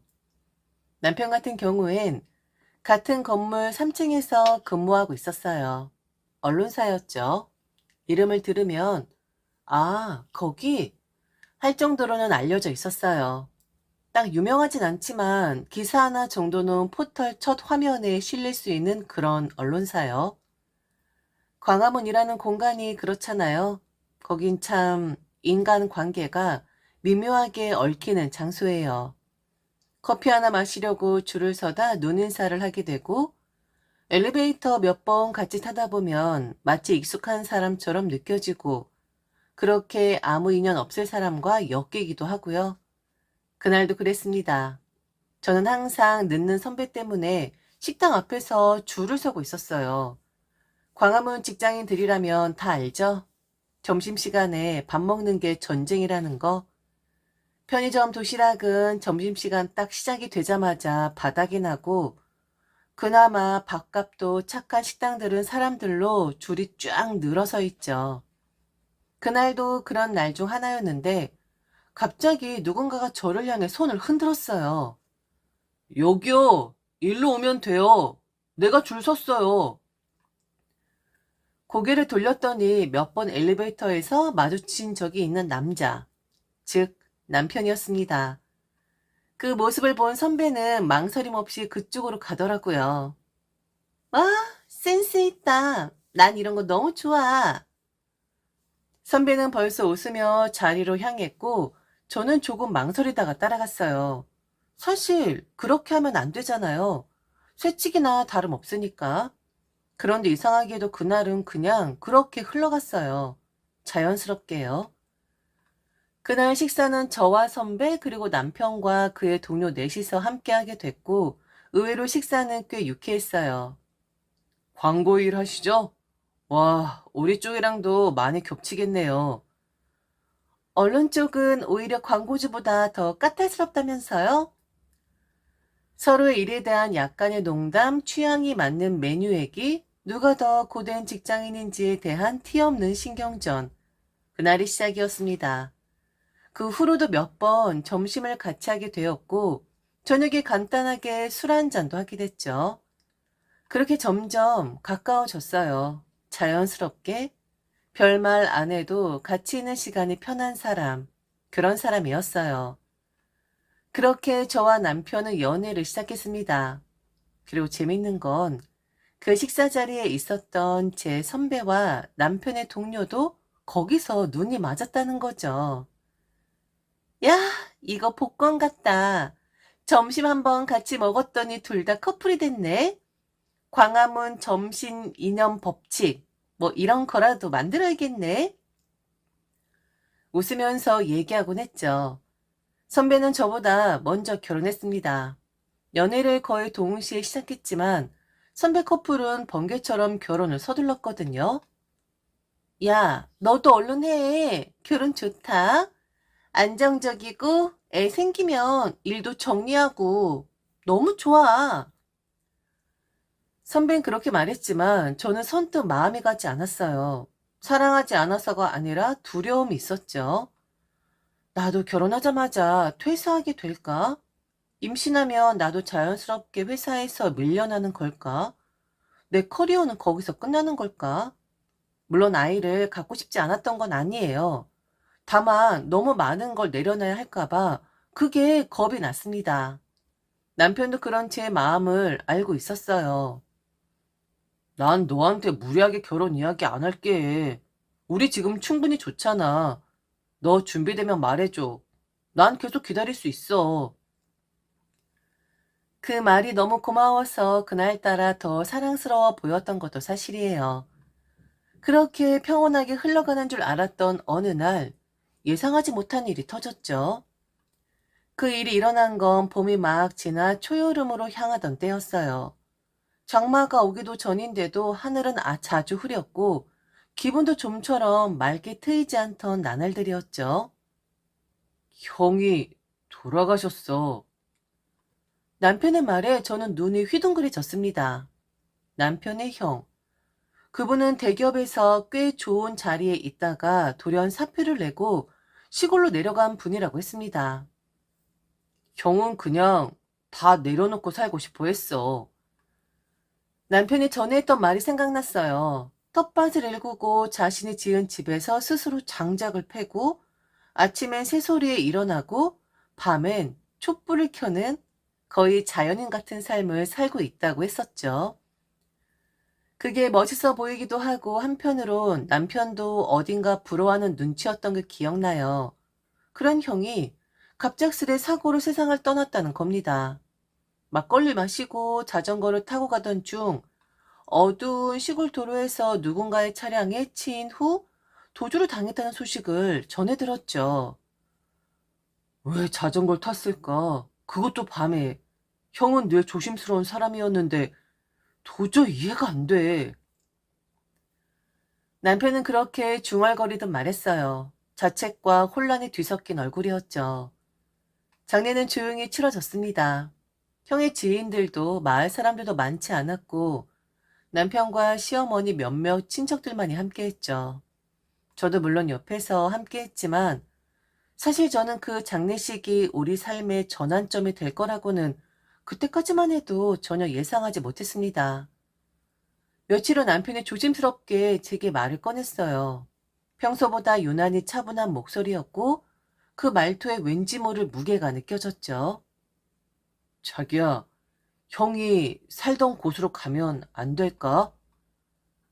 처음에 무슨 말인지 잘 이해가 안 됐어요. 그냥 그 집을 정리하러 간다는 말인 줄 알았거든요. 근데 그게 아니었어요. 형이 살던 집 참 좋아. 조용하고 따뜻하고 무엇보다 마음이 편해지더라. 내가 왜 이렇게 힘들게 살아야 하나 싶어. 회사도 일도 사람들도 이젠 너무 지쳤어. 형이 그곳에서 살게 된 이유를 이제 알 것 같아. 나 정말 가고 싶은데 그런데 나 혼자 가면 자기를 잃을까 봐 겁나. 이기적인 부탁이라는 거 잘 알아. 근데 자기야, 나와 함께 가주면 안 될까? 저는 술을 먹는 줄 알았어요. 아무 예고도 없이 우리의 삶이 통째로 바뀌게 될지도 모르는 그 말을 듣는 순간 머릿속이 멍해졌어요. 그럼 일은? 당신 회사는? 내일은? 회사는 나 그냥 그만두려고. 너도 굳이 회사 다니지 않아도 돼. 요즘은 광고 일도 프리랜서로 많이 하잖아? 너 실력 좋으니까 충분히 가능할 거야. 소소하게, 조용하게, 욕심 없이 복잡하게 생각하지 말고 단순하게 생각해줘. 어? 자기야. 그날 밤 저는 한참을 생각했어요. 아니, 그 후로 며칠이고 생각했죠.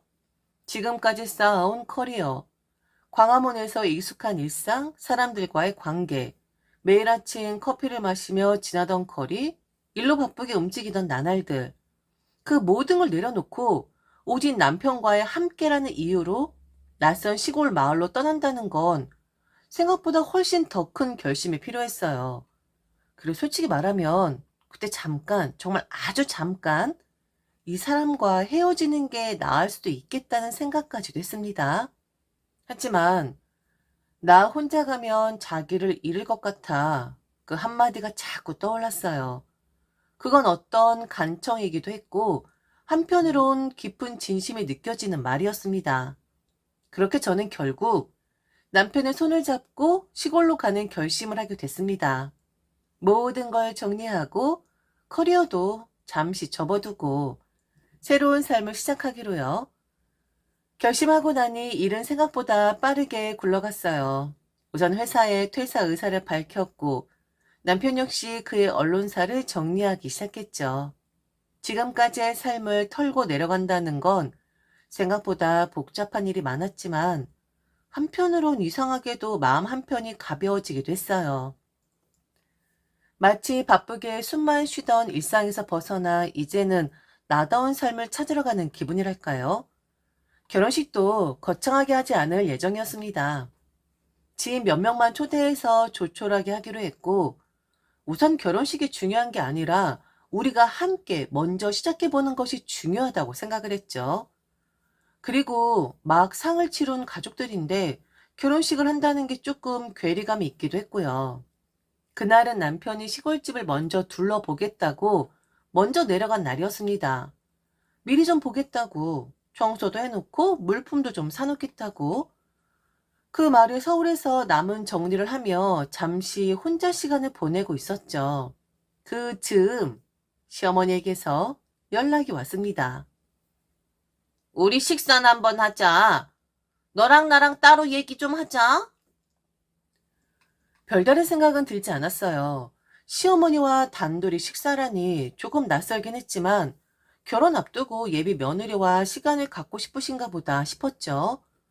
그래서 평소보다 약간 단정한 차림으로 약속 장소로 나갔습니다. 그리고 그 자리에서 저는 아주 엉뚱하고도 황당한 말을 듣게 됩니다. 너희, 우리 아들 집에 들어가 사는 거잖아? 네, 우선은 그렇긴 해요. 상태 봐서 리모델링을 하든 아니면 새 집을 구하든 그때 가서 결정하려고요. 그래도 거저 사는 거나 다름없는 거잖니? 우리 아들이 죽었으니 돈을 달라고 할 일도 없고, 그럼 대가는 지불해야 하지 않겠니? 네? 무슨 대가를 말씀하시는 거죠?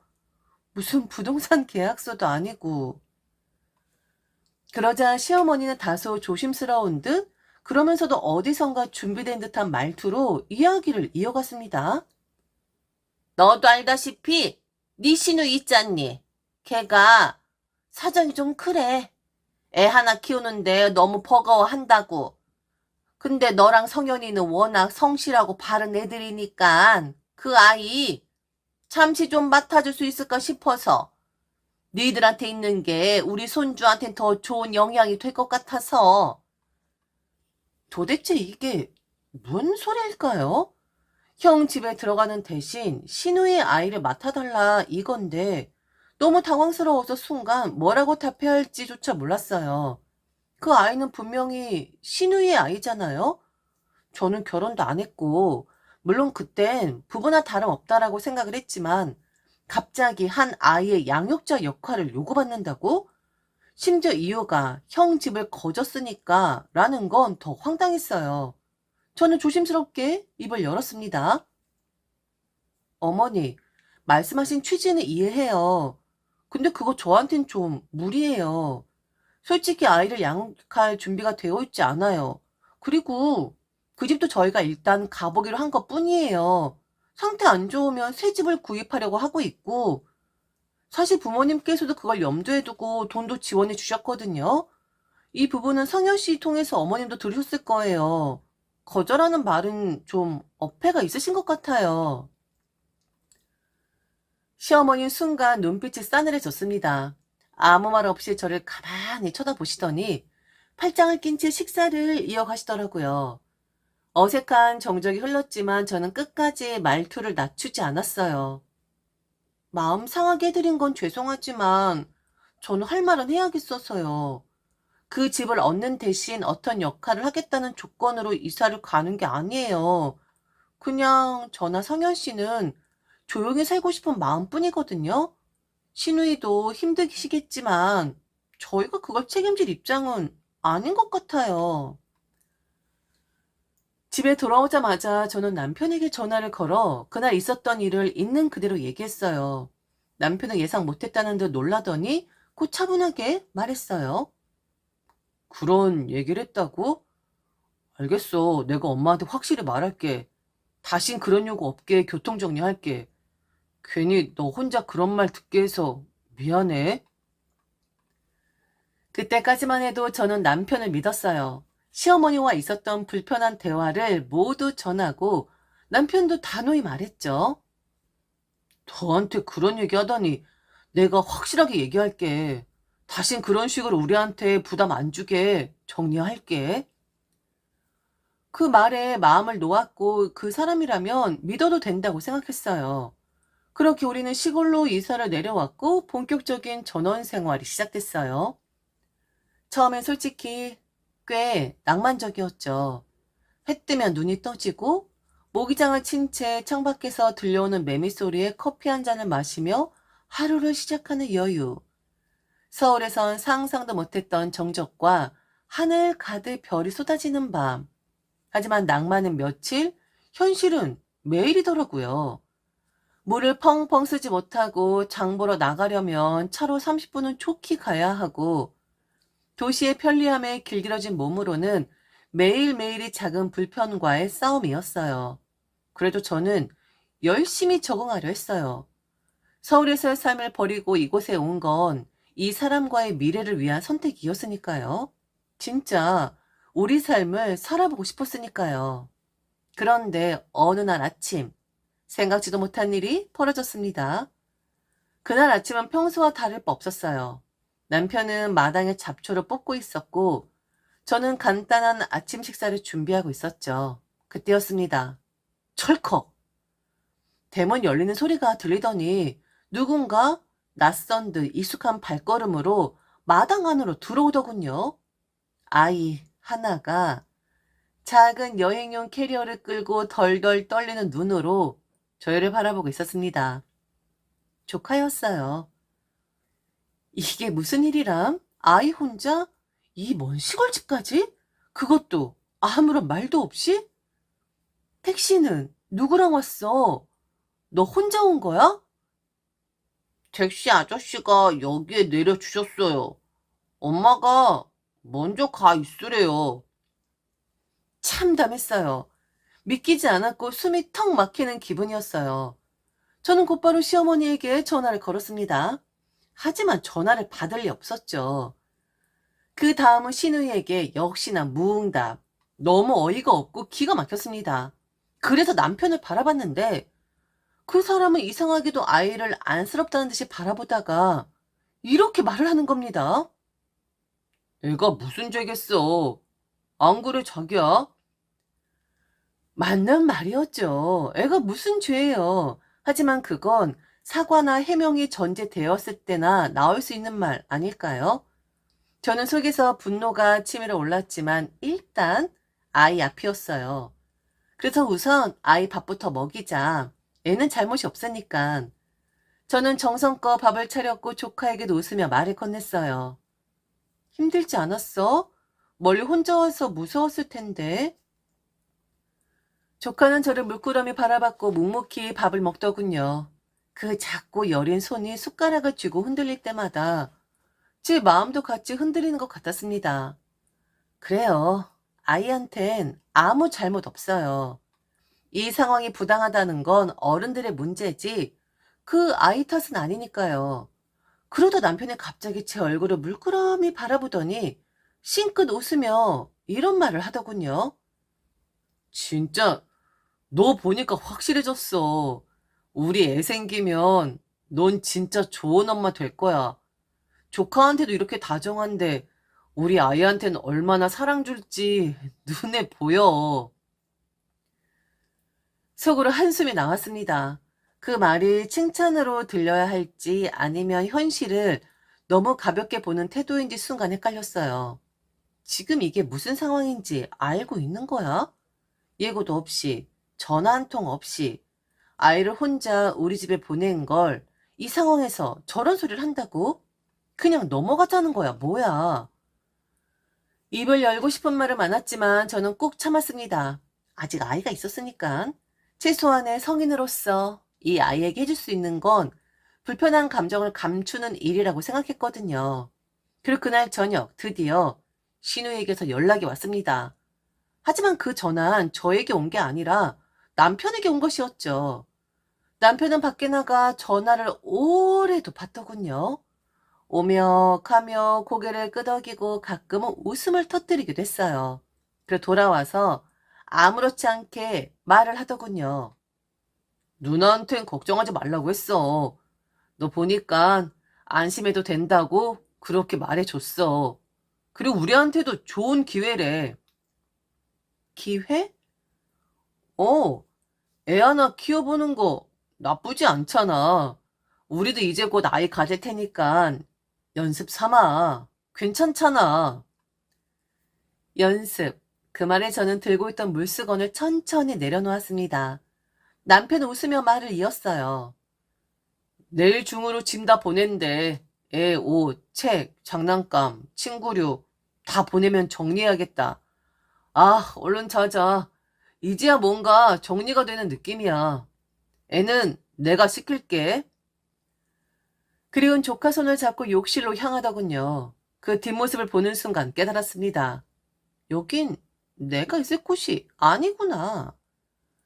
저는 거실로 돌아와 말없이 캐리어를 꺼냈습니다. 조용히 정말 아무 말 없이 짐을 정리하기 시작했죠.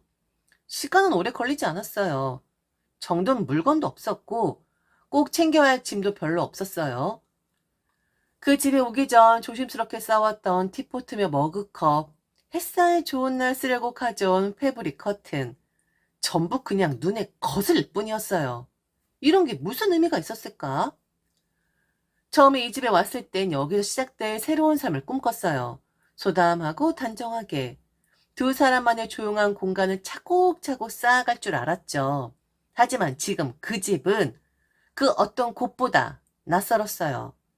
낯선 사람의 발소리가 들리고 낯선 아이의 신발이 거실을 차지하고 남편은 아무렇지 않게 그 상황에 적응해 있었어요. 짐을 다 싸고 현관문 앞에 선 저는 마지막으로 집안을 둘러봤습니다.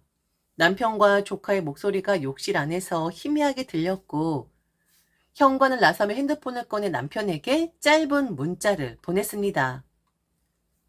니들 다 짰구나.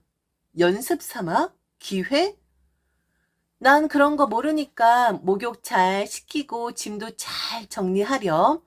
너는 짐 정리하고 나는 너와의 인연 정리하면 되겠네. 그렇지? 문자를 보내고 차에 올라탔습니다. 한 15분쯤 달렸을까요? 핸드폰이 울리기 시작했어요. 남편, 받고 싶지 않더라고요. 지금 이 사람의 어떤 말도 듣고 싶지 않았어요. 그 어떤 변명도, 그 어떤 감정도. 하지만 남편의 전화는 한두 번이 아니었어요. 3통, 5통, 그리고 10번째쯤 전화가 멈췄습니다. 잠깐의 정적, 그게 끝인가 싶었는데 이번엔 시어머니에게서 전화가 오더라고요. 그 벨소리조차 기분 나쁘게 요란하게 느껴졌습니다. 마치 화장실도 가고 싶었고 근처 휴게소에 도착했기에 차를 멈추고 잠시 숨을 고르듯 핸드폰을 들었죠.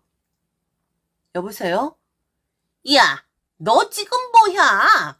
정신 나간 짓거리 하는 거야? 애를 그렇게 두면 어쩌라고? 너 그거 학대인 줄 몰라? 왜 네 남편 전화 안 받냐? 어? 너 지금 뭐 하는 짓이야? 남편? 누가 남편이에요? 그럼 뭐요? 짓거리? 아이고, 아줌마 딸만 하겠어요? 뭐라고? 너 지금 친정으로 가겠다는 거냐? 그래, 어디 와봐라, 어? 어디 한번 와봐. 나도 지금 네 친정으로 갈 테니까. 어머, 왜요? 마중 나오려고요? 그럴 필요까지는 없는데. 우리 부모님도 반가워하지 않을 거고. 아줌마, 감당할 수 있겠어요? 저는 분명히 말했습니다. 더는 참지 않겠다고, 여기까지라고, 그리고 친정으로 돌아간다고 했죠. 그 사람에게도, 그 사람의 엄마에게도 경고했어요. 저희 부모님 집까지 오는 건 그렇게까지 하시면 저 가만히 있지 않을 거예요. 하지만 그들은 예상대로 그 말을 무시했습니다.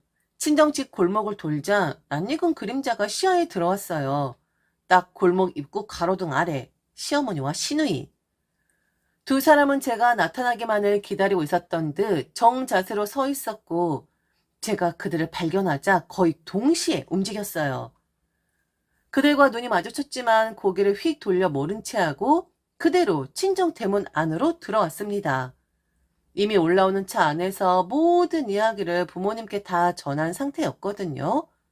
그 사람의 행동, 아이를 예고 없이 떠맡기고도 태어난 태도, 그 가족들의 말 한마디 없는 통보, 그리고 기회에 운운하던 남편의 말까지.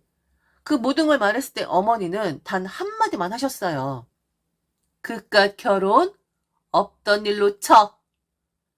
그 말 한마디에 얼마나 안심이 되었는지 몰라요. 그런데 그 안심이 채 식기도 전에 바깥에서 문이 벌컥 열리는 소리가 들렸어요. 예, 잠깐만. 시어머니의 날선 목소리. 분명히 대문을 잠갔는데 시어머니와 시누이가 문이 잠기기 전에 밀고 들어온 거였어요. 마치 자신의 집처럼 신발도 제대로 벗지 않고 그대로 현관을 가로질러 들어오더군요. 어머, 얘 좀 봐. 너는 시어머니 봤으면 인사를 해야지. 지금 너 뭐 하는 짓이니? 지금 뭐 하는 짓이에요? 들어오지 말아요. 정말 왜 이러는 거예요? 그러자 시어머니는 더 큰 목소리로 저희 부모님을 불러댔습니다. 여기요. 얘기 좀 하자니까요. 애를 버리고 도망쳤어요. 네? 아니 지금 우리 며느리가 이런 짓을 했다고요. 애가 무슨 죄입니까? 그냥 가족이니까 애 좀 맡긴 건데 지금 우리를 이상한 사람들 취급을 한다고요. 그 소란스러운 소리에 아버지까지 나오셨고 집안은 순식간에 얼음장처럼 차가워졌어요. 아무 말도 하지 않고 조용히 현관문 앞까지 걸어갔어요. 그리고 시어머니와 시누이를 향해 말했습니다. 말씀드렸죠. 이런 식으로 저희 부모님 집까지 찾아오시면 그땐 정말 가만히 있지 않겠다고? 그래? 너 지금 가만히 있지 않잖아. 우리 눈에도 보여. 딸이 너무 이기적인 거 아닙니까? 네? 아이를 보낸 건 일방적인 통보였고 전 그거 따를 이유 없다고 생각해요. 도와주는 거잖아. 어차피 애 낳을 건데 그거 내가 부탁했잖아. 니들이 바르니까 좀 애 좀 맡아주면 좋을 것 같다고. 우리 손주가 그렇게 싫어? 아니 어른으로서 어떻게 그러니? 그리고 너 왜 우리 아들 통장을 통장으로 만들어 놓냐? 어? 그 돈 너한테만 준 거 아니잖아. 우리 아들 돈도 되는 거잖아. 안 그렇습니까, 사돈? 어이가 없었죠. 돈 이야기까지 하다니. 그 돈은 바로 우리 부모님이 주신 돈이었습니다. 혹시나 다른 집을 구매할 수도 있으니까 미리 제게 주신 돈이었다고요. 그런데 그 돈이 왜 아들 돈? 그 사람 돈이 될까요? 저는 시어머니를 노려봤습니다. 어이도 없고 진짜 이 사람들이 너무 막장이구나 싶었거든요. 그때 시누이가 갑자기 제게 달려드는 거예요. 제 머리채를 딱 잡으려는 그 순간 인연이라는 고함이 메아리처럼 들렸고 바로 우리 엄마가 시누이의 손을 낚아채고 그리고 그녀의 머리채를 잡는 것이 슬로우 머신으로 보이는 것이 아니겠어요? 그리고 엄마는 쌍욕을 하며 시누이와 시어머니에게 말을 했습니다. 이거 완전 웃기는 여자들이네. 지금 어디 아파요? 지난번에도 안색이 안 좋던데 이 여자 치매 온 거 아니야? 그리고 이건 젊은데 이거까지 이러네. 야, 여기서 지랄 떨지 말고 집에 가서 들어누워. 어디 남의 집에서 쌩 난리야 난리는. 아니 사돈 이게 뭔 짓입니까? 네? 지금 내가 뭐 틀린 말 했어요? 사돈 딸년이 우리 아들 통장 싹 털어왔다고요. 결혼식은 안 올렸어도 결혼한 거나 다름없는데 지금 야반 노조를 한 거라고요? 당신 딸년이. 당신 딸년이나 신경 써. 내 딸 신경 쓰지 말고. 네 딸년 자식 키우라고 내 딸 보낸 줄 알아? 그리고 그 돈은 내 딸 잘 살라고 보내준 돈이지 네 딸년 자식 잘 키우라고 보낸 돈 아니야. 어디 더 해봐? 오늘 그냥 끝장을 볼래? 대머리 한번 대볼 거냐고. 아니 뭔 말을 그렇게 해요? 우린 사람 하나 살리자는 건데? 사람 살리는 게 아니라 내 딸 인생 말아먹자는 거잖아. 우리 엄마가 그렇게 말하면서 시어머니 앞에 성큼 다가섰는데 그 순간 시어머니가 순간 움찔하더군요. 우리 엄마는 체격으로 사람을 기죽이는 분입니다. 팔뚝 한번 걷어붙이면 주변 사람들이 눈치를 볼 정도입니다. 시어머니는 그 입 앞에서 말을 잇지 못하고 헛기침만 하면서 뒤로 물러섰습니다. 시누이도 아예 말 한마디 못하고 휴대폰만 꼭 쥐고 있었고요. 그렇게 소란은 점점 커져갔고 결국 동네 주민이 경찰을 부르게 됐어요. 순찰차 2대가 오고 경찰관이 문 앞에서 정리하자 시어머니 기어코 마지막 한마디를 내뱉었죠. 내가 이런 대접받을 사람이 아닌데 정말 어이가 없네. 어이가. 그 말에 우리 엄마는 혀를 끌끌 차시며 이렇게 대답하셨어요. 그럼 어이있게 사시지 그랬어요? 어이없게 굴어놓고 어이있는 결과 바라는 게 얼마나 뻔뻔한 일인지 알아요? 그날의 난리는 경찰의 중재로 겨우 마무리가 되었고 시어머니와 시누이는 끽소리 못하고 돌아갔습니다. 그 다음날 그 사람, 남편이 찾아왔죠. 문 앞에서 한참을 서 있다가 아버지가 나오는 기척에 당황해하던 사람. 그 모습을 본 엄마는 말없이 다가가 남편의 어깨를 붙잡더니 업어쳤습니다. 정확히 말하자면 그대로 내동댕이 쳤다고 해도 과언이 아니었죠. 너는 네 엄마보다 더 나빠. 네 입으로 똑 부러지게 말 못한 죄. 그게 더 나빠.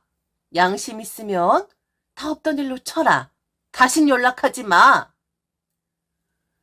그렇게 엄마의 말은 우리 사이의 종지부가 되었습니다. 그 사람은 허망한 표정으로 무릎을 털며 일어나더니 말없이 돌아섰어요. 그 뒤로 한동안 전화가 여러 번 왔어요. 미안하다는 말, 설명하겠다는 말, 이해해달라는 말. 하지만 저는 번호를 바꿔버렸습니다. 그 어떤 말도 그 어떤 변명도 더는 듣고 싶지 않았거든요. 시간이 좀 지난 후 선배를 통해 들었어요. 그 조카 결국 초등학교에 들어가서 문제를 많이 일으켰대요. 폭력적인 행동, 말을 듣지 않는 태도, 교사에게도 반항적인 말투. 어른들이 제대로 가르쳐야 아이도 잘 자라나는 건데 그 집은 누가 누구를 돌보는 건지도 모르겠더라. 선배는 그렇게 말하며 한숨을 쉬었죠. 솔직히 약간의 죄책감이 들기도 했어요. 내가 아이를 받아줬다면 어땠을까 하는 마음? 하지만 또 한편으론 다행이다 싶었어요. 나라도 그 혼란 속에서 벗어났으니까. 나 하나는 지켜냈으니까. 그걸 이기적이라 하면 어쩔 수 없어요. 세상에 누구 하나 지켜내기도 힘든 세상에서 나 하나 챙긴 게 죄라면 차라리 그 죄는 달게 짊어지고 살겠어요. 그날 신우의 머리채를 낚아챈 엄마에게 정말 진심으로 감사하고 내 인생을 지키기 위해 남편을 거침없이 엎어버린 엄마에게 진심으로 고개를 숙입니다. 나 때문에 상처받으신 부모님께 빚진 마음이 커서 그 후로는 정말 최선을 다해 부모님께 잘하려고 살고 있어요. 그리고 다시 일도 시작했어요. 예전만큼 큰 프로젝트는 아니지만 작은 디자인 사무소에서 감각을 살릴 수 있는 일을 하고 있습니다. 사람들과 웃으며 커피를 마시고 퇴근 후엔 집에 돌아와 따뜻한 밥을 지어 먹는 아무 일도 없는 평범한 일상. 누구의 아이도 누구의 요구도 내 어깨 위에 올라오지 않는 지금. 그냥 이대로 아무 일 없이 그저 조용히 내 사람들과 함께 살고 싶습니다. 그리고 깨달았습니다. 결혼이라는 건 어떤 절차가 꼭 필요하다는 걸. 너무 많은 걸 생각하다 보니 그들이 저를 우습게 본 것 같기도 하거든요. 암튼 저 또한 반성합니다. 지금까지 들어줘서 진심으로 감사합니다. 이상 배신의 장미였습니다.